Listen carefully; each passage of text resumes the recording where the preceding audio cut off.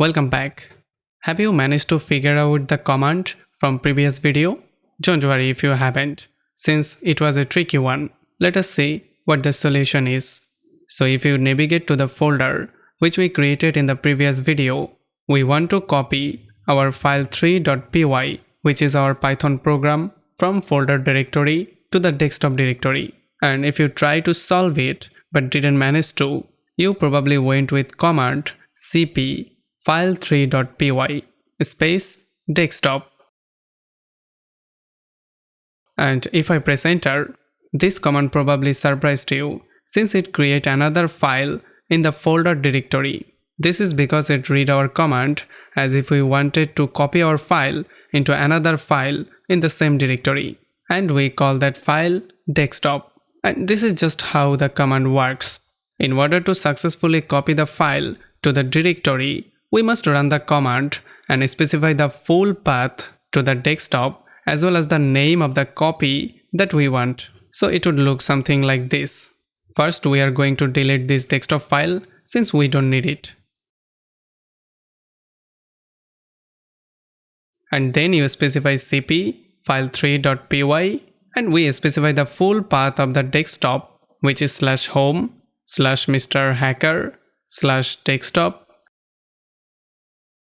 After it, we also want to specify slash and type here the name that we want our copy to have. So it just called our copy.py.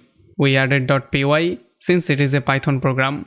Press enter and you will see right here on the desktop we got our copy.py. Now that we got that figure out, let us talk about the few network commands that we will use a lot throughout this course. The most important command, that is we already know, is ifconfig. We use ifconfig command to get our IP address, and what the output of this command is all the network interface as well as IP address corresponding to those interface. If I run ifconfig, oops, we get command not found, so we must run sudo ifconfig, press enter, then we enter our password, and here I have some interfaces. So let me enlarge the terminal so we can see entire command. Let's just fully enlarge it and run the command once again. And by the way, you can navigate to the previous commands using upper and lower arrow. So I can navigate between all the commands that I ran previously. And here is sudo ifconfig. And this is the output of my ifconfig commands. For you, this will probably be different. Here I have ETH0 interface, which is my cable connection, and it has an IP address. And I can also see the loopback interface, which is this LO, which all of us should have. And it will be also an IP address, which is this, which is also a local host IP. For this course, we will usually be interested in ETH0 IP address. If you have another interface called differently, that is also fine. You could have a different name interface. For example, are connecting over Wi-Fi. This IP address that we get right here is called local IP address, which means it only works inside of our network to communicate with other devices that are also inside of our network. There is also something called public IP address, which we are going to talk about later in this course.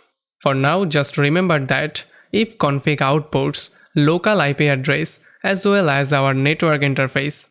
Another thing we can get from ifconfig is our MAC address for a specific interface. So for the ETH0 interface, here is my MAC address. And what MAC address is a unique identifier for every device. Unlike local IP address, that could be the same in different networks. It is a great possibility that you also have the IP address starting with 192.168.1.2. And in case you are new to all of this and don't have much previous experience with MAC addresses and IP addresses, you might be asking, why do you need both of them? Well, let me explain like this. MAC addresses are unique and usable in communication with our neighbor machines or simply with the machines that are on your network, while IP addresses are used to communicate over internet and they can also change. Remember like this, MAC address tells you who you are, IP address tells you where you are. So that is the ifconfig command. There is one more important command that I didn't show you and that you will use a lot, which is sudo. Remember, we used it with ifconfig. Now sudo is not a part of the ifconfig command. It is just a command that we use once we want to execute something as a root user. And just to remind you, a root user is something like an administrator. It has highest privileges above all other users. With root user, you can execute any command that you want. For example, once we run this ifconfig command, it told us command does not exist. If I just type once again ifconfig, it will say command not found. But after using sudo ifconfig, we managed to execute it. That is because ifconfig command must be run with root privileges in order for it to execute. Throughout this course, we will encounter many programs and many commands that will require sudo in order to run. And sometimes there could be multiple commands at once that we must execute as a root user. There is one called trick, so you don't have to type sudo before every command is to run at the beginning. Sudo and then su. Press enter. If you type sudo for the first time in one terminal or a session, it will ask you for your password and then it will log in into the root terminal. So everything you run from now on, you will run as a root account. Right now, I no longer need to specify sudo ifconfig. I can just simply specify ifconfig and it will not tell me command not found. It will execute. Since I am a root user, as it says right here, it is no longer Mr. Hacker. It is now root. If you want to exit out of this terminal, you simply just type exit and it will go back to your Mr. Hacker terminal. Now this can also be applied to files. Some files might be created only for you to account to edit. For example, if we run the command sudo touch file1 and press enter, and if we for example type sudo nano file1, type here hello there and then Ctrl O to save and then Ctrl X to exit, we won't be able to add this file as a normal user without the sudo command or without the root account. If I lower this terminal, here is our file 1, and the reason why we can't edit it is because this actual file right now has been opened and edited with root privileges, and once we saved it as a root. So right now, if I try to nano it, it will tell me file is no writable, which means I cannot write anything. Well, I mean I can, but if I try to save it, it will tell me right here, permission denied. So let's close this and open terminal once again.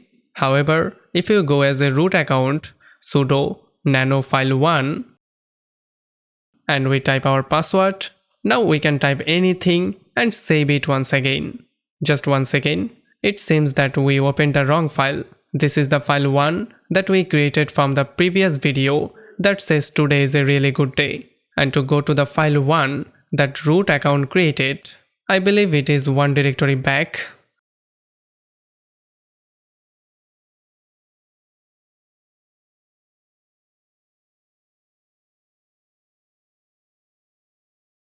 And let's just go to the sudo user.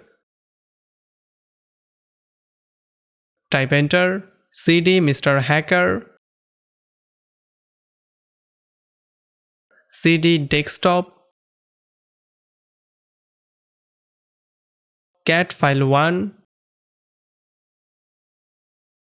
Never mind, since we can't really find it, let us just create another file.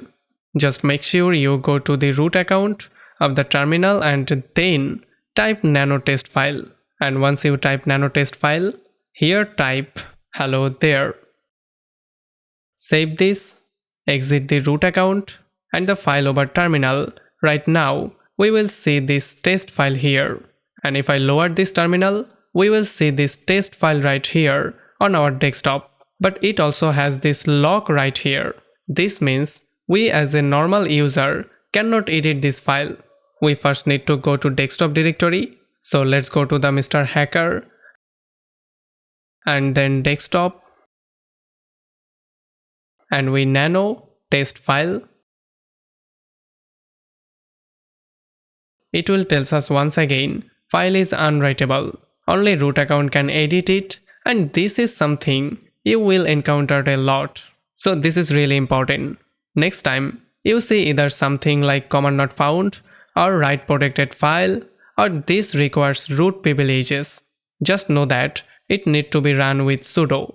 Alright, so with this we finished our small crash course for Linux, and I would advise you to practice a little bit with the commands that we learned and also explore the Linux operating system a little bit. Go to different directories, see what it all has, but be careful not to delete something important files. Now we are ready to finally go into the process of penetration testing.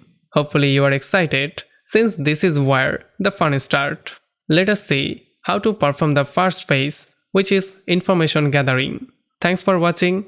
I will see you there.